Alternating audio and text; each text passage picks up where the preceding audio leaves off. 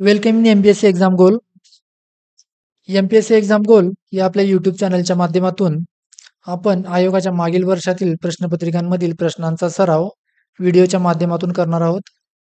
या व्हिडिओमध्ये आपण संयुक्त पूर्व परीक्षा गट ब व गट क 2023च्या प्रश्नपत्रिकेतील भूगोल या विषयावर आधारित आयोगाने विचारलेले प्रश्न उत्तरांसहित पाहणार आहोत.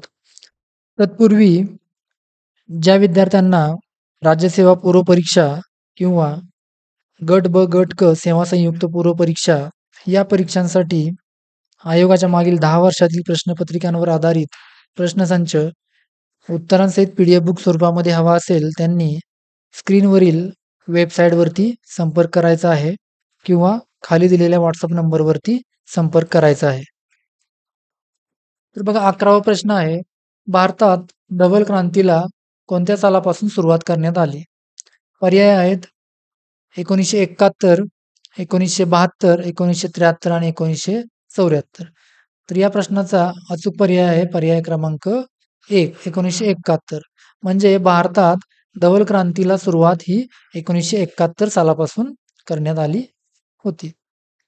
पुढचा प्रश्न आहे, महाराष्ट्राच्या दक्खन पठारावर ग्रामीण भागांमध्ये घर बांधणीसाठी या स्थानिक दगडाचा वापर केला जातो. प्रश्न परत एकदा बघा, महाराष्ट्राच्या दक्खन पठारावर ग्रामीण भागांमध्ये घर बांधणीसाठी या स्थानिक दगडाचा वापर केला जातो. पर्याय जांबा दगड, संगमरवरी दगड, ग्रेनाइट दगड आणि बेसॉल्ट दगड. तर या प्रश्नाचा अचूक पर्याय आहे पर्याय क्रमांक 4 बेसॉल्ट दगड. म्हणजे महाराष्ट्राच्या दक्खन पठारावर ग्रामीण भागांमध्ये घर बांधणीसाठी बेसॉल्ट दगडाचा वापर केला जातो.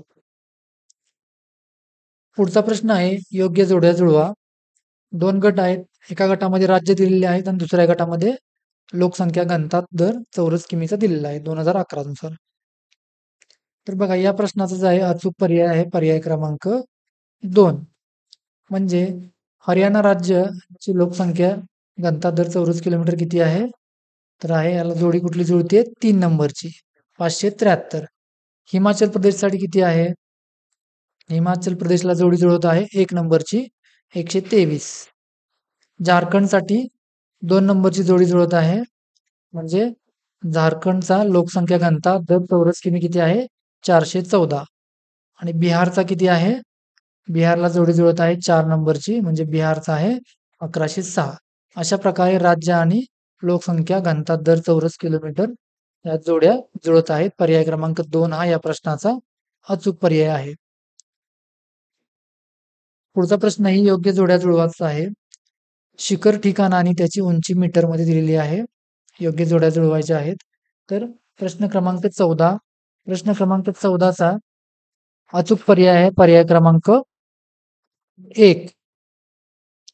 म्हणजे बघा, मांगी तुंगी हे जे शिखर आहे त्याची उंची किती आहे? तर याला पर्याय क्रमांक 4 जो आहे तो अचूक पर्याय जोडी जुळत आहे 1100. म्हणजे मांगी तुंगीची उंची जी आहे ती 1100 मीटर आहे. त्र्यंबकेश्वरची किती आहे? त्र्यंबकेश्वरला तिसरा पर्याय हा योग्य जुळत आहे 1304. सप्तशृंगीची किती आहे? दुसरी जोडी जुळत आहे 1416. आणि साल्हेरची किती आहे? साल्हेरची उंची जी आहे ते जोडी जुळत आहे 1 नंबरची 1567. अशा प्रकारे शिखर ठिकाणे आणि त्यांची उंची मीटरमध्ये अशा योग्य योग्य जोड्या जुळत आहेत आणि पर्याय क्रमांक 1 जो आहे तो या प्रश्नाचा अचूक पर्याय आहे. पुढचा प्रश्न आहे, रोरो वाहतुकीची सुरुवात भारतात सर्वप्रथम कोणत्या रेल्वे मार्गावर झाली? पर्याय आहे उत्तर पूर्व सीमांत रेल्वे मार्ग, दक्षिण रेल्वे मार्ग, कोकण रेल्वे मार्ग आणि पूर्व रेल्वे मार्ग. तर या प्रश्नाचा अचूक पर्याय आहे पर्याय क्रमांक 3. म्हणजे रोरो वाहतुकीची सुरुवात भारतात सर्वप्रथम कोकण रेल्वे मार्ग या रेल्वे मार्गावर झाली. पुढचा प्रश्न आहे, योग्य जोड्या जुळवा. पहिल्या गटामध्ये राज्य दिलेले आहेत आणि दुसऱ्या गटामध्ये पर्यटन स्थळ. तर आता या प्रश्नाचा अचूक जो पर्याय आहे तो पर्याय क्रमांक 2 जो आहे तो अचूक पर्याय आहे. तर बघा, जम्मू काश्मीरमध्ये कोणती पर्यटन स्थळं आहेत? जम्मू काश्मीरसाठी 3 नंबरची जोडी जुळत आहे. म्हणजे जम्मू काश्मीरमध्ये अवंतीपूर आणि अलची-गोम्पा ही पर्यटन स्थळे येतात. हिमाचल प्रदेशमध्ये कोणते येतात? हिमाचल प्रदेशसाठी 4 नंबरचा जोडी जुळत आहे. म्हणजे हिमाचल प्रदेशला त्रिलोकनाथ आणि नैनादेवी ही पर्यटन स्थळे येतात. पंजाबसाठी 1 नंबरची जोडी जुळत आहे. म्हणजे पंजाबमध्ये तरण तारण बाबा बकाला ही पर्यटन स्थळे येतात. आणि हरियाणामध्ये 2 नंबरची जोडी जुळत आहे. म्हणजे हरियाणामध्ये अंबाला बडकल सरोवर ही पर्यटन स्थळे येतात. तर अशा प्रकारे राज्य आणि पर्यटन स्थळांच्या जोड्या जुळत आहेत आणि या प्रश्नाचा अचूक पर्याय क्रमांक आहे पर्याय क्रमांक 2. पुढील प्रश्न बघा.